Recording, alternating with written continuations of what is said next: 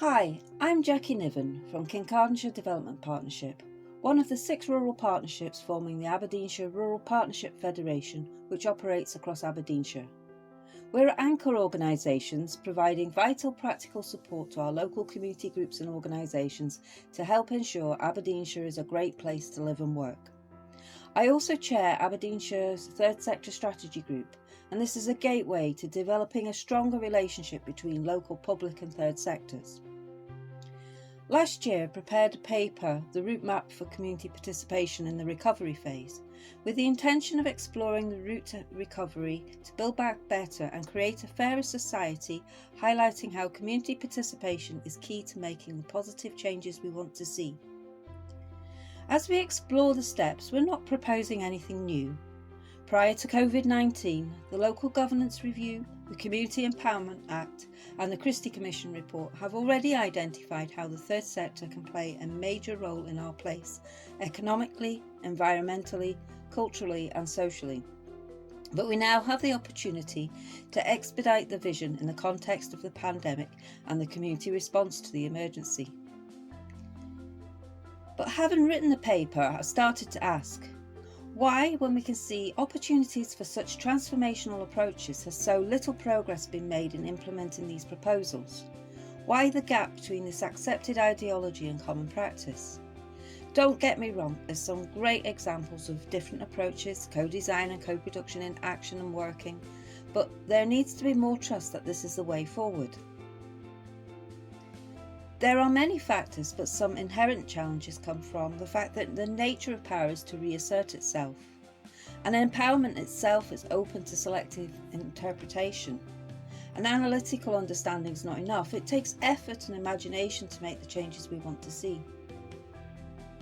Perhaps if we start to acknowledge and understand these barriers, we'll be better positioned to realise a collaborative approach to building back a better and fairer society, building foundations for real citizen participation.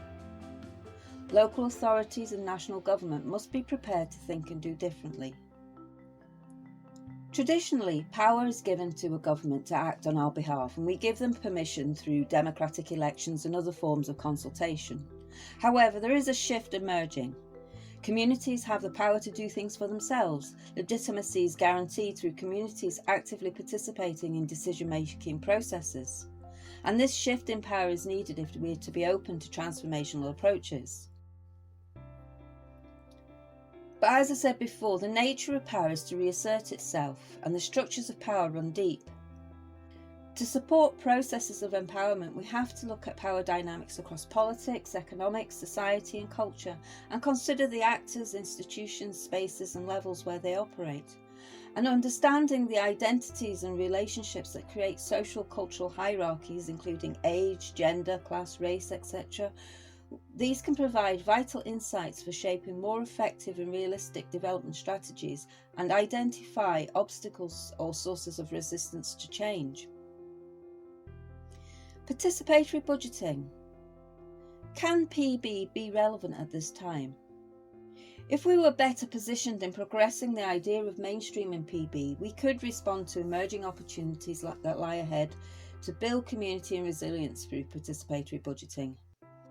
During this pandemic, we've seen Scottish Government distributing millions of pounds in relief efforts, and the approach taken whereby some of the government funding was allocated to anchor third sector organisations to administer has done much to ensure these funds have reached grassroots organisations, and this has proven a great demonstration of the value placed on the work of these communities. It's almost PB in action. So we now need to strengthen democracy to ensure future funding is allocated equitably and democratically, guaranteeing local communities, especially our most marginalised and vulnerable populations, have a say in decisions which will greatly affect them. At times during this crisis, many of us will have felt isolated and helpless, and people need a way to feel connection and a sense of control, and PB offers this. We still have work to do regarding participatory budgeting, but there is still scope to bring communities into the conversation.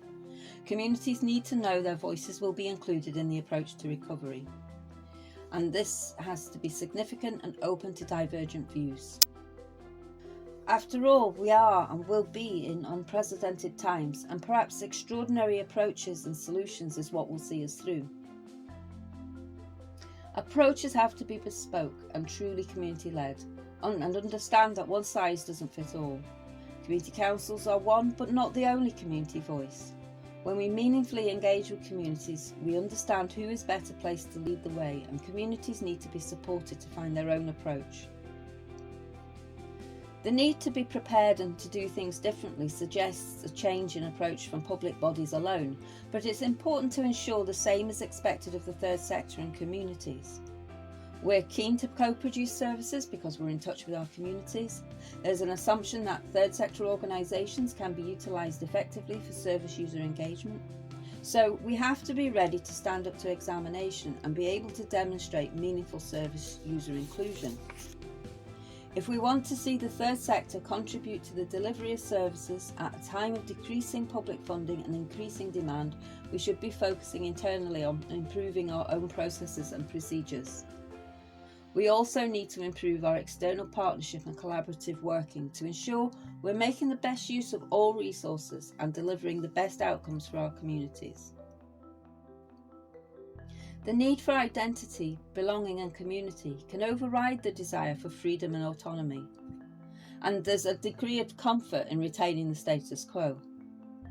So we need to move the mindset from communities being consumers to citizens who have the vision, drive and skills to make the changes they want to see. This is where we need investment to capture hearts and minds and encourage communities to use their imagination to see positive change and that we can build back better. Anchor organisations are that key resource. Rural partnerships, development trusts, TSIs and similar third sector bodies are best placed to know their communities, to build capacity and social capital, and to deliver robust plans for meaningful social change and to build back better. It's crucial at this time that these organisations are sustainably core funded if we're to realise this accepted ideology, vital now as we consider our place and people, its revival and recovery. COVID has been an assault on all our lives. The World Health Organization recognises the value of community participation in overcoming trauma as seen across the world in the wake of natural disasters. And as we face potential mental health challenges arising from the effects of the pandemic, authentic community participation will help us through. I leave you with one final thought. How do we ensure our road to recovery leads us to a place where we can build strong foundations for real citizen participation? Thank you.